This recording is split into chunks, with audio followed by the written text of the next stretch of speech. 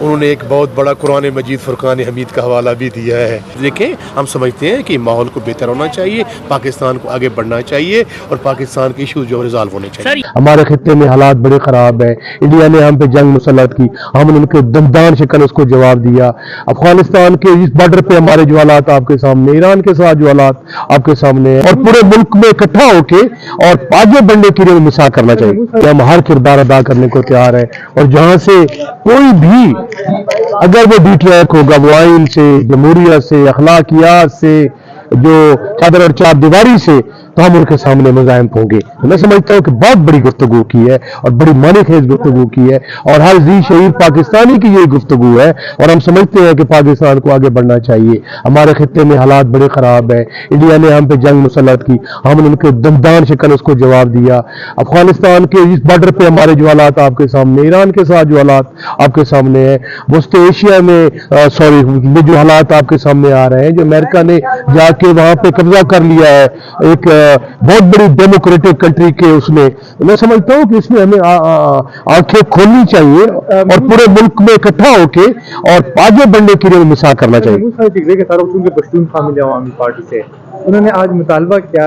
کہ field marshal جو ہے اگر وہ اپنی حلف کی پاسداری کرتا ہے تو میں اس کے ہاتھ چوم لوں گا. تو وہ تو پی ٹی آئی سے نہیں, وہ تو عوامی پشتونخوا میں, تو being a member of the P T I, کہ آپ بھی فیلڈ مارشل سے مطالبہ کرتے کہ عبداللہ خان جو محمود خان اچکزئی ہے, وہ اپوزیشن کا لیڈر آف اپوزیشن ہے, وہ ملی عوامی پارٹی کا ایم ایل اے ضرور ہے,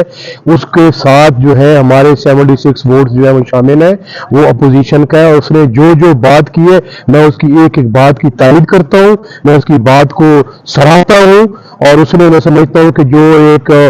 پاکستانی سیاست جو ہے بند گلی میں جا چکی تھی, آگے نکلنے کا راستہ نہیں تھا, محمود خان جیسے قد کاٹ کے لوگوں نے اس راستہ جو ہے نہ صرف یہ راستہ کھولا ہے, راستہ ہموار کیا ہے, اور پاکستان کو اس سے گرداب سے نکالنے کی میں سمجھتا ہوں بہت بڑی کوشش کی ہے. آخر میں یہ بتائیے گا کہ اس وقت آپ کی پارٹی کے بارے میں کہا جا رہا ہے, پاکستان تحریک انصاف کے بارے میں کہا جا رہا ہے کہ آپ کے پاس لیڈرشپ کا فقدان ہے, آپ کے پاس لیڈر نہیں. یار بات سنیں, میری بات کو سمجھے, میں بات کر چکا ہوں. جو بھائی کہنے کو کسی کا منہ بند کر سکتے ہیں؟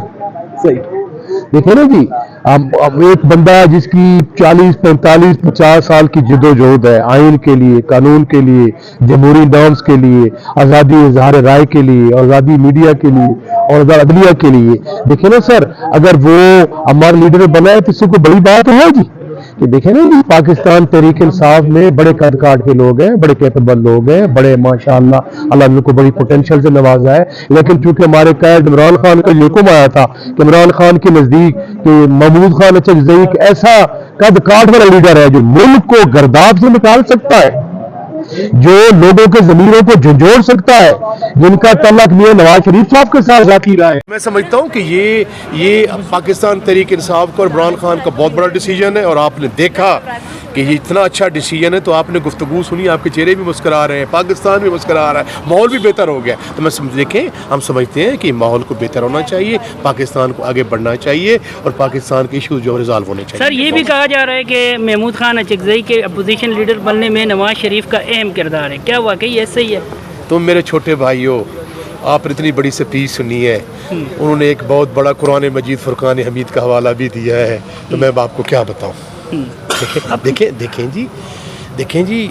یہ بات تو آپ میاں نواز شریف سے سوال کر سکتے ہیں کہ میاں صاحب کو ایسا, یہ مسلم لیگ نون کے لوگوں سے کر سکتے ہیں, کیونکہ لیڈر آف دی اپوزیشن نے اسمبلی کے فلور پہ خدا کو گواہ بنا کر اور حضرت قائد اعظم کے سامنے کہا ہے کہ میں ان لوگوں میں سے ہوں جو اپنی ذات کے لیے کوئی چیز مانگوں, تو میں سمجھتا ہوں میری پھر بات کی کوئی اہمیت نہیں رہتی. سر, آپ کی بھی بڑی قد کاٹ ہے, آپ بھی بڑے اہم رہنماؤں میں سے آپ کا شمار ہوتا ہے, آپ کی اپنی اسسمنٹ کیا ہے سر اس بارے میں؟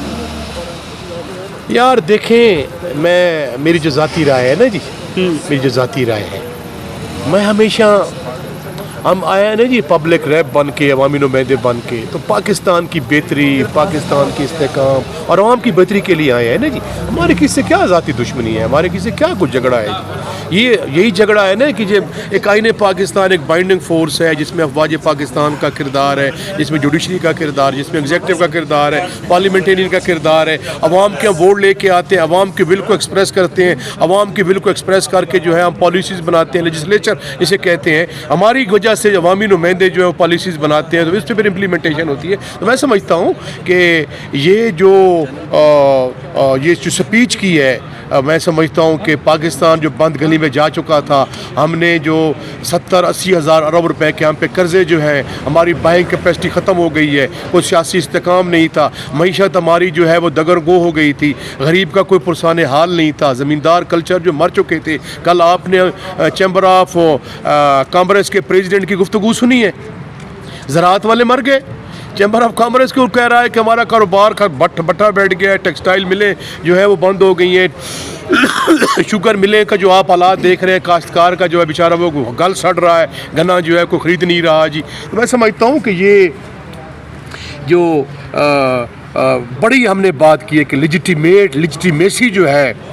आखिल को इशारा काफ़ी है कि जो अवाम के मुंतखब नुमाइंदे हैं उन्होंने लेजिटिमेसी इस हाउस को देनी है। हाउस जो है यही ताकतवर हाउस है, इसी से खैर की खबर निकलनी है और इंशाल्लाह आप देखेंगे खैर की खबर निकलेंगी, पाकिस्तान की अवाम खुश होगी, अवाम की हुक्मरानी होगी और इंशाल्लाह तमाम जो इदारों की जो रिस्पेक्ट है वो बहाल होगी इंशाल्लाह। थैंक साहब को मैं खाली तस्लीम पेश करता हूँ कि उन्होंने जमहूरियत को जो भी हमसे गलतियाँ माजी में हुई हैं, जिससे भी हुई हैं, उसको